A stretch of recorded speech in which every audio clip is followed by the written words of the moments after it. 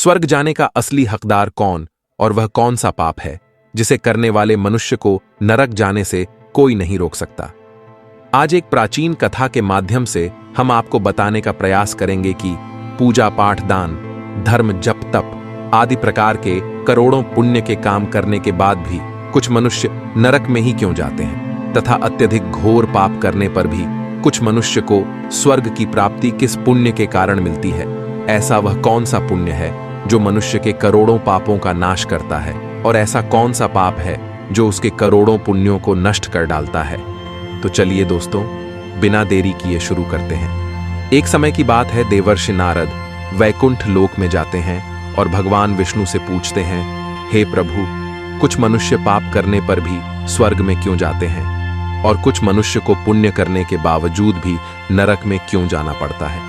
ऐसा वह कौन सा पाप है जो सभी पुण्यों को नष्ट कर डालता है और वह कौन सा पुण्य है जो समस्त पापों को भस्म कर डालता है। तब भगवान विष्णु कहते हैं, हे देवर्षि, आज आपने संसार के कल्याण हेतु उत्तम प्रश्न किया है।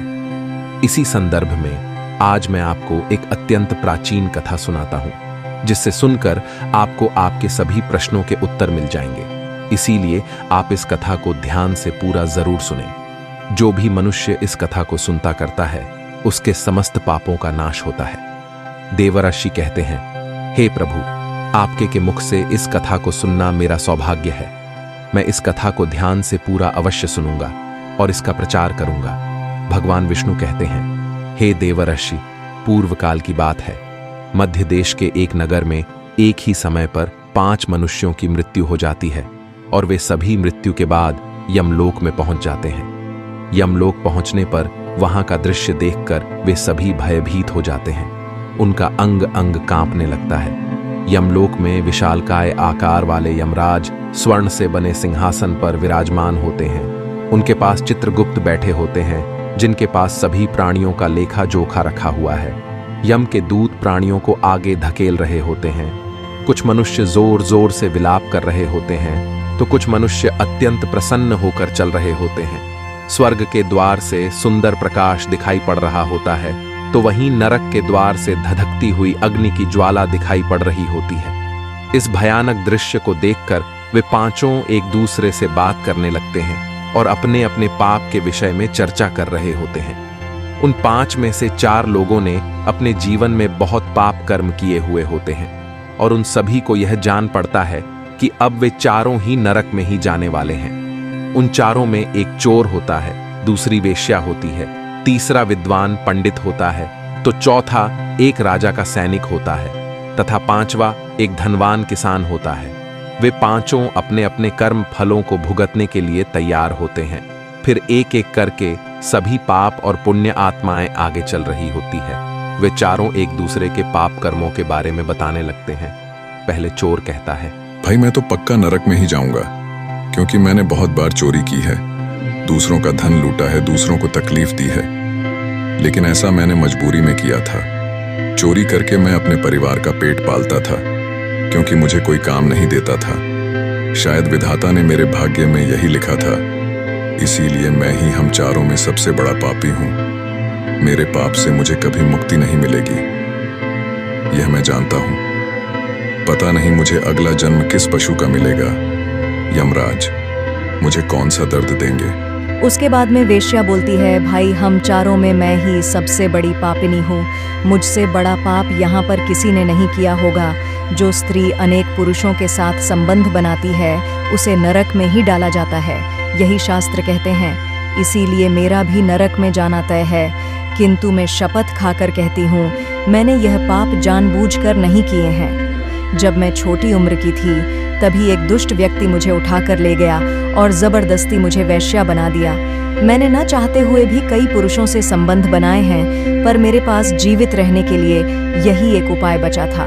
नहीं करती भी तो क्या करती, मेरे पास इतनी शक्ति नहीं थी कि मैं उस दुष्ट पुरुष से लड़ सकूं। पता नहीं किस पाप के कारण मुझे इस जन्म में वैश्या बनना पड़ा और न जाने आगे मुझे किस पशु के रूप में जन्म लेना पड़ेगा। मेरे पाप से यह जान पड़ता है कि मैं भी पक्का नरक में ही जाऊंगी।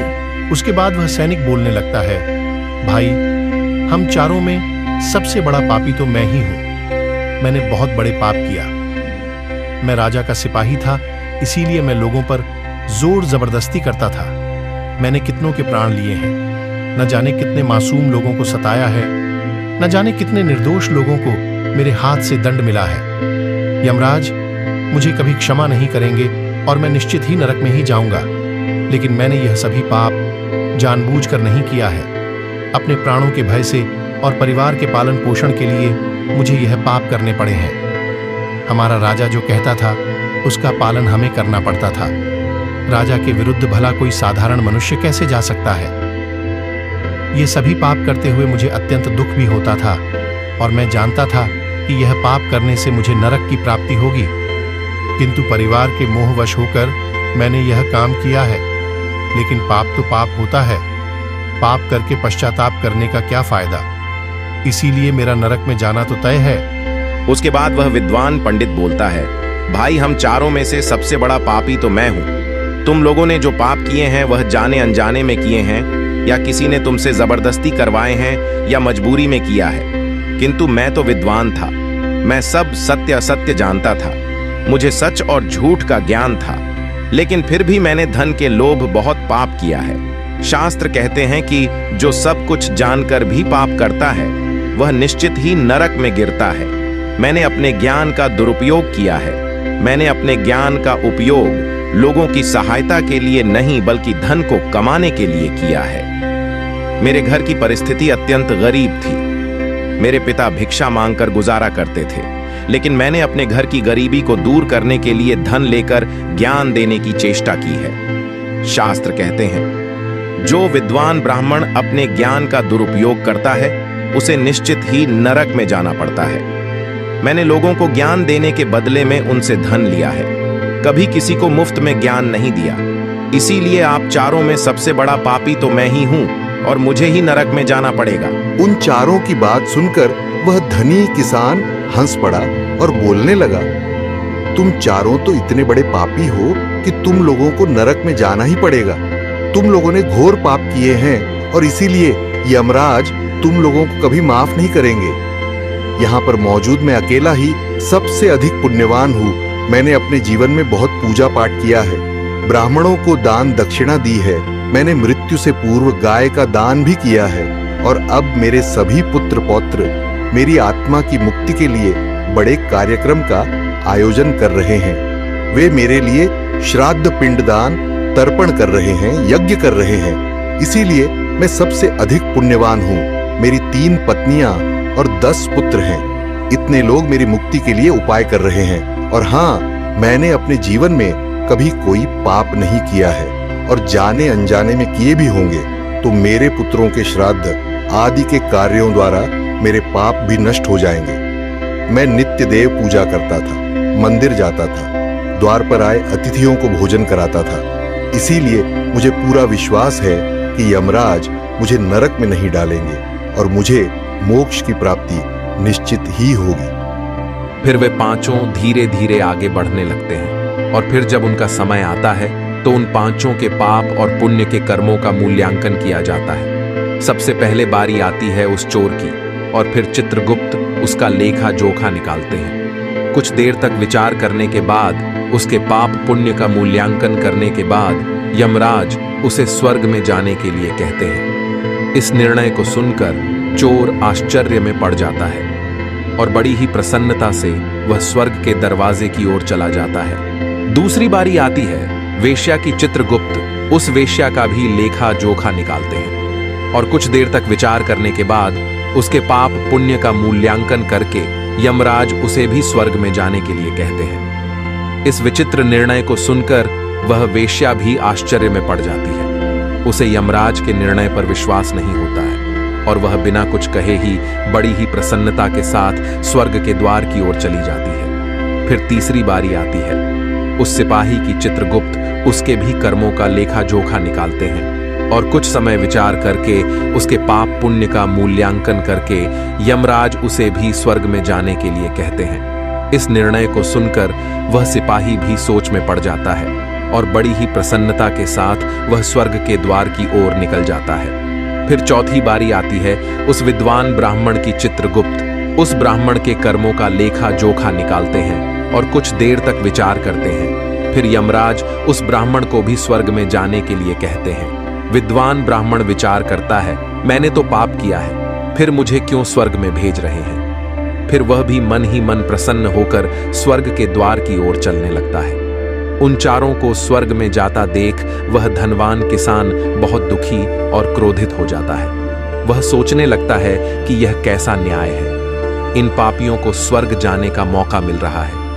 फिर मैंने जो पुण्य के काम किए हैं उनका क्या, पापी और पुण्यवान एक ही जगह पर डाले जाएंगे तो पुण्य करने का फायदा ही क्या।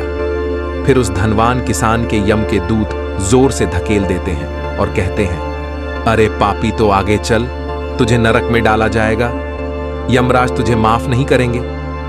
यह सुनकर वह धनवान किसान भयभीत हो जाता है और कहने लगता है, हे यमदूतों, मैं तो स्वर्ग में जाऊंगा, मैंने कोई पाप नहीं किया है, मैंने जीवन में बहुत पुण्य किया है, देख लेना यमराज, मुझे स्वर्ग में ही भेजेंगे। फिर वह धनवान किसान यमराज के सामने आकर खड़ा हो जाता है। चित्रगुप्त उसके कर्मों का लेखा जोखा देखते हैं और उसके पाप पुण्य के कर्मों का मूल्यांकन करते हैं तो उसके पाप का पलड़ा भारी हो जाता है। और यमराज उस धनवान किसान को कहते हैं, अरे दोस्त, तूने तो बहुत बड़ा अपराध किया है, तू तो नरक में जाने के ही योग्य है। इतना सुनते ही वह किसान थर थर कांपने लगता है और यमराज से कहता है, हे धर्मराज, यह अन्याय है, मैंने तो जीवन में कोई पाप नहीं किए हैं और पुण्य ही किए हैं, आप मुझे नरक में क्यों डाल रहे हैं। और मुझसे पहले जो 4 लोग गए थे वे तो घोर पापी थे, उन्होंने बड़े बड़े पाप और अपराध किए हैं, उन्हें तो आपने स्वर्ग में डाल दिया है। आप ऐसा अन्याय मेरे साथ क्यों कर रहे हैं। अगर ऐसा अन्याय होगा तो भला कौन सा मनुष्य धरती पर पुण्य करेगा। फिर यमराज कहते हैं, अरे पापी, तूने जो पाप किया है वह तो उन चारों के पापों के सामने कुछ भी नहीं है। तेरे एक पाप के कारण तेरा सारा पुण्य फल नष्ट हो गया है।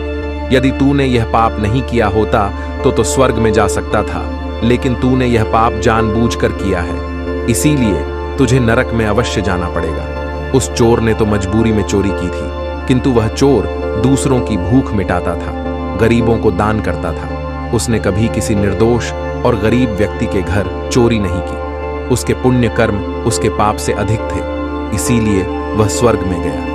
दूसरी जो वेश्या थी वह अपने मन से वेश्या नहीं थी, उसे जबरदस्ती डाला गया था और उस वेश्या ने केवल अपने शरीर को पीड़ा दी है, लेकिन बाकी कार्य तो उसने पुण्य के ही किए हैं। वह पशु पक्षियों को रोज दाना डालती थी, जानवरों की सेवा करती थी, इसीलिए उसका भी पुण्य पाप से बड़ा था।